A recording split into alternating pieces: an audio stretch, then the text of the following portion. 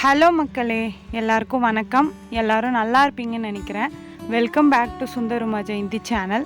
நீங்கள் இப்போ தான் நம்மளோட சேனலை ஃபர்ஸ்ட் டைம் பார்க்குறீங்கன்னா மறக்காமல் சப்ஸ்கிரைப் பண்ணிக்கோங்க. ஆல்ரெடி சப்ஸ்கிரைப் பண்ண எல்லா சொந்தங்களுக்கும் ரொம்ப ரொம்ப ரொம்ப தேங்க்ஸ். சரி வாங்க வீடியோக்குள்ளே போகலாம். ஃப்ரெண்ட்ஸ், இன்றைக்கி என்ன வீடியோன்னு பார்த்தீங்கன்னா விளாக் வீடியோ தான். இதுக்கு முன்னாடி கோலம் வீடியோ விளாகாக போட்டுருந்தேன்.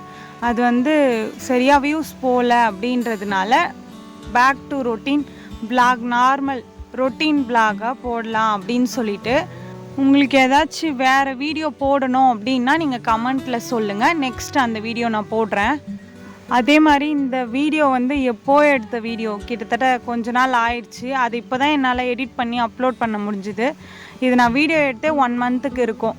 அதுக்கப்புறம் தான் சரி இடையில் நம்ம கோலம் போடுறோமே, எப்படி இந்த விளாக் போடுறதுன்னு அப்படியே வச்சுருந்தேன். இப்போ தான் விளாக் போடலான்னு சொல்லிட்டேன்ல, அதனால நான் பேக் டு இந்த வீடியோவே போடலாம் அப்படின்னு சொல்லிட்டு அப்லோட் பண்ணேன். வாழைப்பூ வீட்டில் அறுத்து வச்சுருந்தாங்க. அதை பிரித்து வைக்கலாம் அப்படின்னு சொல்லிட்டு, பிரித்து அரிஞ்சு வச்சா கூட்டு வைக்கிறதுக்காக யூஸ் பண்ணிக்கலாம் அப்படின்னு சொல்லிட்டு. மோஸ்ட்லி வாழைப்பூ வடையாக சுட்டால் நிறைய பேருக்கு பிடிக்கும்னு நான் நினைக்கிறேன். ஆனால் கூட்டாக செஞ்சால் இன்னும் நல்லாயிருக்கும். தண்ணி கம்மியாக ஊற்றி பருப்பெல்லாம் கம்மியாக போட்டு இந்த பூ மட்டும் அதிகமாக இருக்க மாதிரி செஞ்சோன்னா பூவும் அதிகமாக சாப்பிட்ற மாதிரி இருக்கும். வடையில் அது பூ கம்மியாக தான் இருக்கும், எண்ணெய் அதிகமாக இருக்கிற மாதிரி இருக்கும் வடையில். இதுவே நம்ம கூட்டாக செஞ்சு சாப்பிட்டோன்னா பூ தான் அதிகமாக நம்மளுக்கு சாப்பாட்டில் சாப்பிட்ற மாதிரி இருக்கும். இந்த பூ யார் யாருக்கெல்லாம் பிரிக்க தெரியும் அப்படின்னு சொல்லிட்டு சொல்லுங்கள். எப்படி பிரிக்கணும்னா, ஃபஸ்ட்டு அந்த பூவில் இருக்க மேலே தோல் மாதிரி இருக்குல்ல, அது எல்லாத்தையுமே எடுத்துட்டு அந்த பூ மட்டும் தனித்தனியாக அப்படியே ஒரு பூ சீப்பு, அதான் வாழைப்பழ சீப்பு தானே நம்மளுக்கு அந்த பூ அப்படியே சீப்பு மாதிரி இருக்குல்ல, அதை எடுத்து வச்சிடலாம். உள்ளே பிரிக்க தான் அந்த பூ என்ன ஆகும்னா புட்டு புட்டுன்னு வரும். வெளியில் ஒரு 10-20 அந்த ரோலுக்கு சுற்றி வரப்பெல்லாம் அப்படியே அழுக்கழுக்காக எடுத்து வச்சிடலாம். அந்த மாதிரி எடுத்து வச்சுட்டு அதோட பூவை எப்படி பிரிக்கிறதுனா, அந்த பூவை மூடி ஒயிட் கலரில் இதழ் மாதிரி ஒன்று இருக்கும். அது எடுத்துட்டு மேலே பூவை விட ஹைட்டாக ஒன்று இருக்கும், காம்பு மாதிரி இருக்கும், நல்லா திக்காக. அது ரெண்டுத்தையும் எடுத்துட்டு அந்த பூவை வச்சிட வேண்டியதான். அதே மாதிரி ஒரு பூவுக்கும் எடுக்கணும். ஸ்டார்டிங்கில் இதெல்லாம் எங்களுக்கு எடுக்கவே தெரியாது. அம்மாவும் பாட்டி ஆயாவும் தான் எடுப்பாங்க. நாங்கள் உக்காஞ்சி பார்த்துட்ருப்போம். நான் வச்சுருக்கேன் பார்த்தீங்களா, பாதி பூ எடுத்துகிட்டு கால்வாசி பூ வச்சுருக்கேன்ல, அதோடவே நம்ம அரிஞ்சு போட்டாலே பூ எதுவுமே ஆகாது. இதுலேயே வாழைக்காயோட பூ இருக்குல்ல, அது ஃப்ரிட்ஜில் வச்சுட்டு இல்லை 1 வீக் அப்படியே அந்த பூவை எடுத்து அப்படி வச்சுட்டு செஞ்சேன்னா கசப்பாக இருக்குது. இது நான் வச்சுட்டு செஞ்சதால் இந்த பூவே எனக்கு கசப்பாக தான் இருந்தது. அது உடனே வாங்கணுமா, உடனே 2 நாளில் அப்படி செஞ்சிடணும்னு நான் நினைக்கிறேன். இது எப்படி செஞ்சாலுமே கடைசியில் லைட்டாக சிறும் கசப்புன்னு சொல்லுவாங்கள்ல, அந்த மாதிரி இருக்குது. இப்போ நம்ம ஃப்ரிட்ஜில் வச்சு பொறுமையாக செஞ்சுக்கலாம் அப்படின்ற பட்சத்தில். அந்த கால்வாசி பூ அதே மாதிரி தான் எங்கள் பாட்டி எடுத்து வைப்பாங்க. அது உள்ளே ஒரு குருத்து மாதிரி இருக்கும். பூவே குட்டியாக சின்னதாக ஆக ஆக ஆக அந்த உரிக்க பூவே ஒரு குட்டியாக வரும் பாரு, அது நம்ம சாப்பிடலாம். அவங்க எங்களுக்கு சின்ன வயசுலேருந்து கொடுப்பாங்க. அவ்வளோ கஷ்டப்பட்டு உரிச்சுன்னு இருப்பாங்க. நாங்கள் அது கிட்ட வர வரைக்கும் வெயிட் பண்ணுவோம். அதுக்கப்புறம் அவங்ககிட்டேருந்து வாங்கி வேணும் அப்படின்னு சொல்லிட்டு வாங்கி சாப்பிட்ருவோம். இப்போ நான் அந்த பூவை உரிச்சிட்ருக்கிறப்போ எனக்கு அதுதான் தோணுச்சு. குட்டியாக இருக்கும் அதோட பூ, டேஸ்ட்டாக இருக்கும். நீங்கள் வேணால் அதை சாப்பிட்டு பாருங்கள்.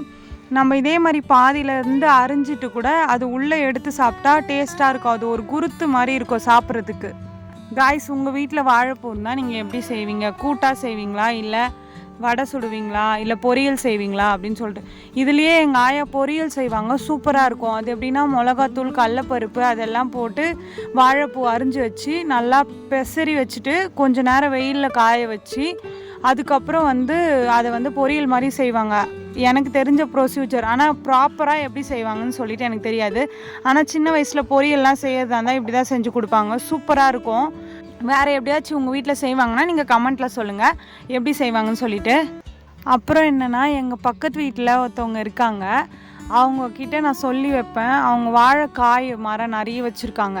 அந்த மரம் வெட்டினாங்கன்னா அந்த தண்ணி இருக்குல்ல, அடியில் தண்டோட தண்ணி வேர்லேருந்து வரும்ல, அந்த தண்ணி நான் வைக்க சொல்லுவேன். எப்போவுமே எனக்கு அது கிடைக்காததெல்லாம் காசு கொடுத்து வாங்கி சாப்பிட்றோம்ல, அந்த மாதிரி இதுக்கு ஈஸியாக கிடைக்குது, அதையே நம்ம வேஸ்ட் பண்ணோன்னு நான் அவங்கக்கிட்ட சொல்லி வைப்பேன்.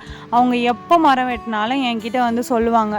அது மாதிரி போயிட்டு எடுத்தப்போ தான் அந்த தண்ணி வந்து அது வந்து பல் தேய்ச்சிட்டு வெறும் வயிற்றில் குடிச்சோன்னா ரொம்ப ரொம்ப நல்லாயிருக்கும்.